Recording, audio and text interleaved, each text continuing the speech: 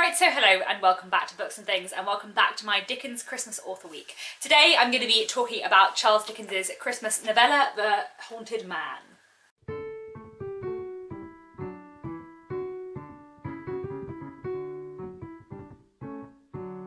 The Haunted Man is one of the more Christmassy of Dickens's Christmas stories. It's set over Christmas Eve and Christmas Day, and it tells the story of a man called Redlaw. Redlaw is a professor in chemistry, but he is a very miserable and unhappy man. He is kind of haunted by the shadow of things in his past that have dismayed him, especially his sister's death and the kind of circumstances that surrounded it.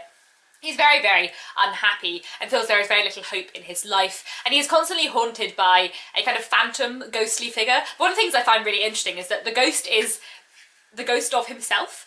So the ghost, the phantom that haunts Redlaw, looks precisely like a kind of shadowy mirror image of himself, which is sort of a really, really clever and disconcerting idea, to be haunted by your own ghost. And this phantom at the beginning of this story offers him a bargain. He says to Redlaw, if you choose, you can give up the memories of all the sorrow and wrong in your past, of everyone who's ever wronged you, of every time you've ever been miserable. You can give up all of those memories and forget all of them if you like. And Redlaw agrees to it. What the Phantom doesn't tell Redlaw until after Redlaw has made this bargain is that every single person Redlaw meets from now on is also going to forget all the pain and misery and sorrow in their past. And so Redlaw begins to pass this gift on from one person to another. And what you see quite soon early on is that as people begin to lose their memory of past misery and sorrow, they also begin to lose all their empathy. And things go on from there. And there are two people only who seem to be unaffected by Redlaw. One is a little boy who has been brought up on the streets in a miserable, miserable life, who has had such a terrible life that he has no empathy anyway, and taking away memory of misery and wrong just takes away memory of everything. He has no empathy to begin with, so he cannot lose it. And the other person who is unaffected is a woman called Millie. Millie and her husband William work for Redlaw. They're effectively servants, though their authority seems to be a little bit higher up than that. And Millie is kind of so good and kind a person, and her empathy is so strong that it can't quite be touched by Redlaw, and the story kind of goes on from there. So, things I like about The Haunted Man. I love it. I think it's an absolutely fantastic book. Fantastic novella, one I would highly recommend. It's definitely the one I would recommend alongside A Christmas Carol as the strongest of Dickens's Christmas books. It is so good and so interesting, and the premise is so clever, like the idea that if you make a bargain to take away all the misery in your past from your memory, then you won't be able to empathise with other people, and so you'll stop caring. For many of the characters in the book, it is the misery and the pain and the difficult times in their life that make them good, kind people who are able to care about others, who make them love the people around them.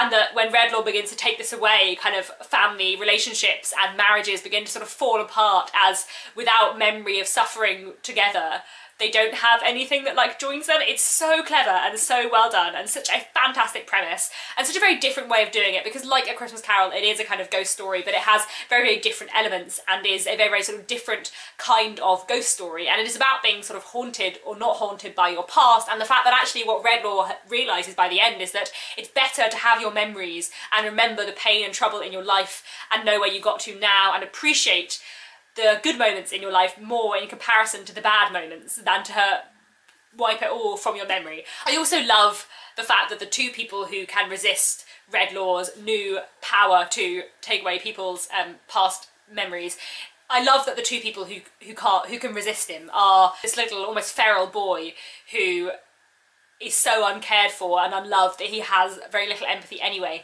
and Millie, this woman who in some ways in this book is presented as being an angel in the house, but although she is presented in this kind of fairly typical Victorian light of being kind of good and saintly, quite like sort of physically small, but at the same time as that, the power Millie has in this story is wonderful, and the kind of emotional intelligence she has and the importance of the emotional intelligence she has is really, really interesting. I've talked about before on this channel how within some of Dickens's books, especially Dombey and Son, there is a kind of battle between what is traditionally masculine and what is traditionally feminine, in which what is traditionally feminine is shown to be superior. And although in some ways Dickens does rely quite heavily in lots of his books upon sort of gender stereotypes, it's interesting to notice that the things that are traditionally and stereotypically considered feminine within Victorian literature, the things that Dickens holds up. What Redlaw represents, the kind of repression, deep repression of emotion, is something so bound up with ideas of sort of what it meant to be masculine in the Victorian period. Whereas what Millie represents is what is, to a certain extent, what is considered sort of feminine within the Victorian period, which is